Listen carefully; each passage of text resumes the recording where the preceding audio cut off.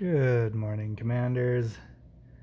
I am here for you with another SR14 Leshir build. And it's been a bit of a rough morning. I managed to record my first 3 attempts on SR14 and 3 attempts on SR8, and I had some really great stuff to show you, and then I deleted my entire video as it was uploading. It would take too long to explain why, but it was a simple mistake, and my goodness, was that ever a bummer. But you know what? I've gotten past it. I've found my Zen place, and I am totally serene now. So, if you like what you see here, please do like, subscribe, and if you want notifications when I drop new videos that I don't delete, hit that notification bell, and if you have any comments, please leave them below. And if you have any builds that you think are worth trying or ways to do it with less elixirs, please feel free to submit that and we'll give it a shot. So let me show you what we're working with. This is the build, and it did have an immunity elixir on there. I ran out of them, so I had to buy some more, and now that is how it would be set up. So we have Primal Warhorn, we have Ring of Unity and Spear of Cataclysm, and then just the immunity elixir. We're up against wounded and burning attacks. So the immunity kind of resolves the burning attacks if you can get them down before the immunity wears off, which we can do in this case.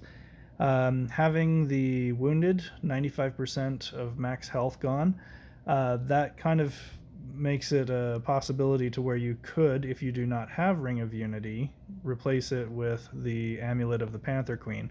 And I will actually show you 2 different attempts, one with each of those.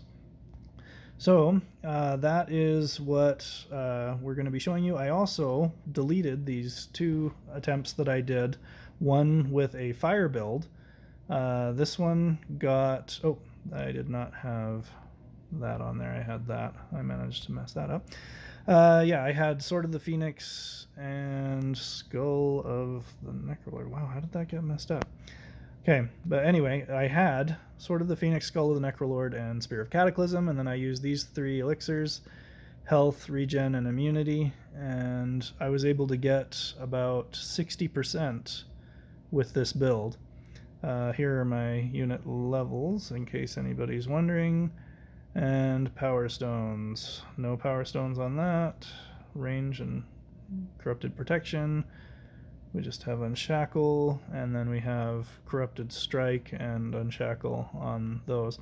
So that got me about 60%. Then I had this build with the Untamed Beasts. Both are level 9. Not too much in the way of Powerstones on that. A couple of bomb bots with no Powerstones up front, and then assassins in the back. So that was able to do about 65 to 70%, and I was able, between those 2 builds, to take down a heart. Now, they, again, both very expensive because they take 3 elixirs, but if you do not have a swarm full of Warhounds and Wraiths and Direwolves, then that may be some options for you. Oh, a note on SR14, level 11 bombs are not enough to knock out that first Earth Elemental. He got down about 90% health, and the thought was that this first bomb bot was going to hit him and split him into the 5 Earth Elementals, and that the second bomb would be the one to blow up those, and that would expedite the process of getting to the boss. So it worked decent. Again, fairly expensive with the 3 elixirs, and it cleared that back end really quickly with those 3 different assassins, and they didn't even have Powerstones on. So yeah, those are some options for those of you who do not have your melee swarm up yet. But this is the build that we're going to be running with. We have corrupted damage on most of them, regular damage on the others, and Unshackle. As for the Wraiths, we have Strike 1. You can, if you're using immunity, you can use the Corrupted Strike and it won't kill them. But I already had Strike on there, so I figured I'd save the Corrupted Strike for some later time. And then the Direwolves have regular damage and Unshackle. And then we have Unshackle and Corrupted Strike on the Risen Warriors. So that is what's going on there, and just the immunity elixir. So let me show you how those went. Okay, this is the Ring of Unity Swarm. So again, the only difference between these first two, well, they weren't my first two attempts, I deleted those, but the first two that I'm showing you, the Ring of Unity clears through very smoothly, and boom, there goes his health, and just before the immunity wears off, and he smashes half my army. So pretty straightforward, not a whole lot of complicated things there, just stacking everything up. Now here's the Amulet of the Panther Queen. There was, in that last video, there was one possible strike from the Spear of Cataclysm, but it didn't do a whole heck of a lot. Now you'll see they're clearing through just about as fast. They get everything down, boom, there goes the boss health. So you can alternate, but this one, for whatever reason, does about 60k less damage. And yeah, so for whatever that's worth. But yeah, you should be able to use one or the other, and I think Ring of Unity does edge out Amulet of the Panther Queen though.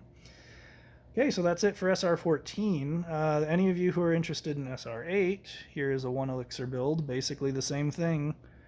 You can just blitz right through with that 1Elixir and get her done.